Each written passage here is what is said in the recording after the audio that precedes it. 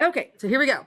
So we're going to start with solving with square roots and complex solutions. Solving with square roots is pretty easy. I hope some of you got it in Algebra 1. If not, we're going to review it. So solving with square roots is sometimes called taking square roots.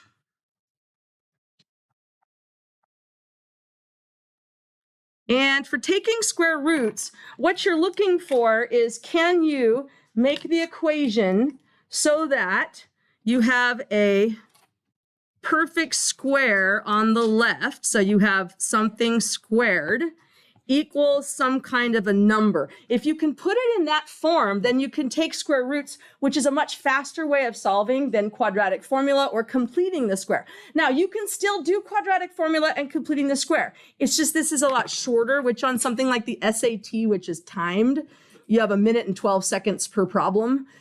Short way would be better. So it's good to know it. So here we go. This is an example. 25n squared equals 36. 25 is a perfect square, but to get the n squared alone, I would still move it. So I'm going to multiply by 1 over 25.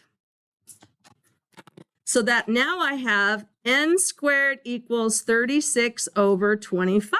I have a perfect square on the left. Again, I don't care if the right is a perfect square or not. That's not the priority. The priority is the left has to be. So here's the actual taking of square roots. You square root everything on the left. You square root everything on the right. This is a split situation because n squared, you don't know, was it positive n times positive n that gave you n squared, or was it negative n times negative n gave you n squared? That's the dilemma. So as a result, we split it into positive and negative options, just like absolute value. So 2 n's, 1 comes out, so positive n equals, and obviously 36 over 24 is 6/5. On the right side, I have a negative n equals 6/5. On the left, it's positive, which changes nothing. So n equals 6/5 is one of your answers. On the right, you can multiply both sides by a -1. And a negative times a negative is a positive n equals -6/5. So those would be your two answers. Okay, that's a basic problem with a real and rational answer. Let's do one that's a little funkier. So we're going to do x squared plus 3 equals -10. And again, this lends itself well for taking square roots because there's an x squared and no other x's. If there's another x, you're stuck doing quadratic or completing the square. But this just has an x squared, so we're going to get it by itself. So subtract 3 over to the right. So x squared equals -13. Okay, once you've isolated it, now we're going to take a square root of both sides. This is where the split happens into positive and negative x's.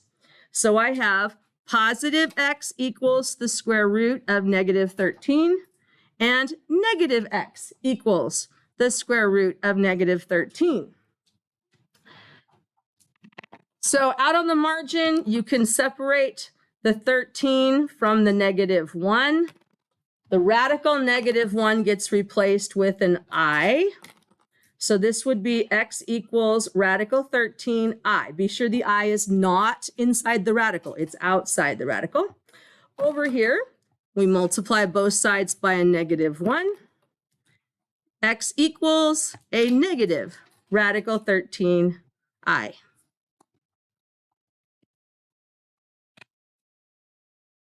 When you're solving, not simplifying, when you're solving, you will always get complex conjugates. Always 2 answers.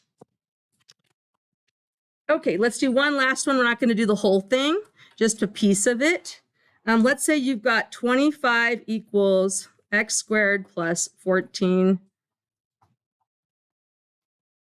I left the x off. 14x plus 49. Now, at first glance, you might go, oops, I'm stuck doing quadratic formula or completing the square. That will work. Yes? So on the last one, you could write that as plus times 13. Definitely. Means the same thing. So on this one, the clue that you might be able to do this the easy way is the right-hand side factors into x plus 7 squared. There's your perfect square. So in that case, you're going to take a square root of the right, a square root of the left. And again, this is where you got to be really careful. Square root of 25 is 5. So I'm going to have a positive x plus 7 quantity. And I'm going to have 5 equals a negative x plus 7 quantity. So you do have to be careful that you distribute the negative. We're just going to go dot, dot, dot. You finish that. Okay, so that is solving by taking square roots. Again, it is a shorter way to solve than going through the whole process. Okay, Roman numeral 2, we're going to do completing the square with a complex answer. I am starting at the top of the page because these problems do take a little space. So Roman numeral 2, complete the square.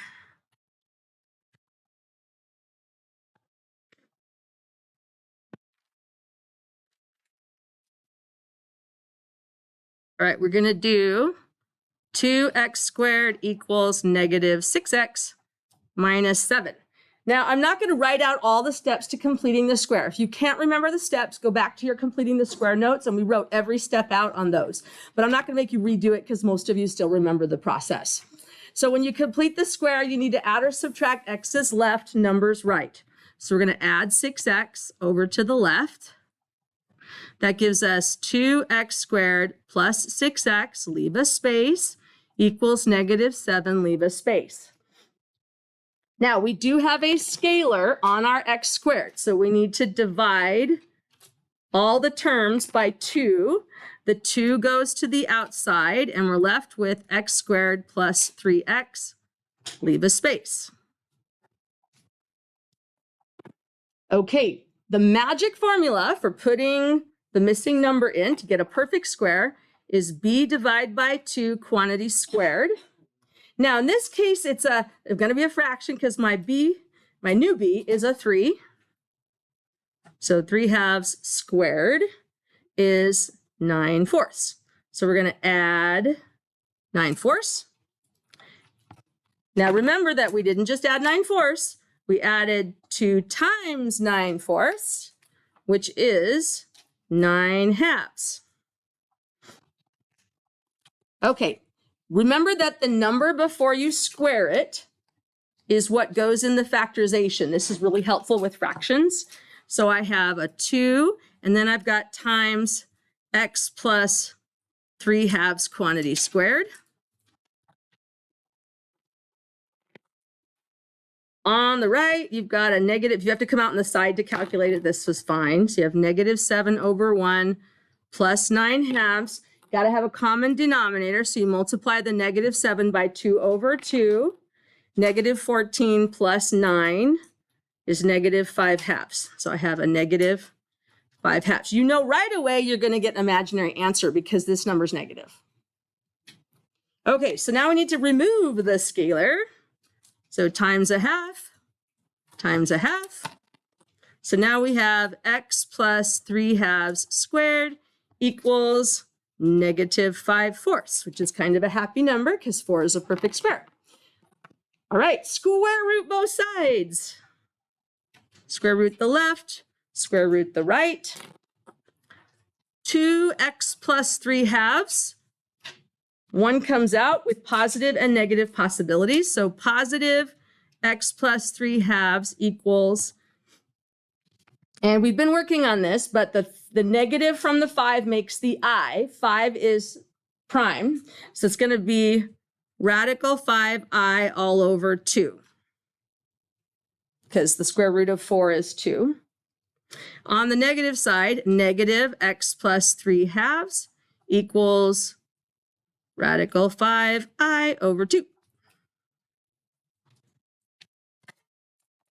And I'm going to put a line down the middle because for some reason today my handwriting really sucks.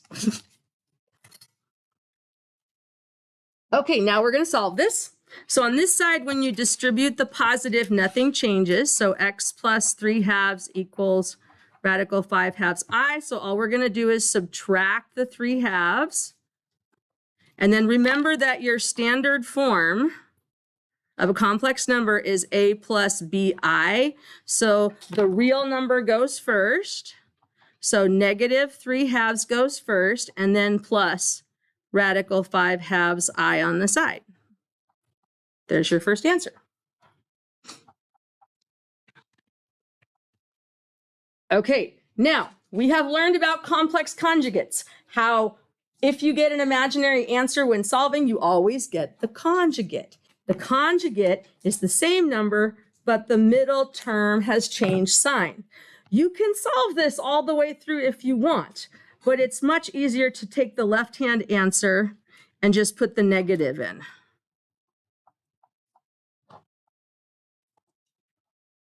And that's because these are complex conjugates. Where there is one, there is two. So if you want to write your answer as like all one thing, which you don't have to do, you can just box it and call it good. But if you want to get fancy, X is an element of the set containing negative 3 halves plus and minus radical 5 halves I end with a brace. That would be your fancy answer.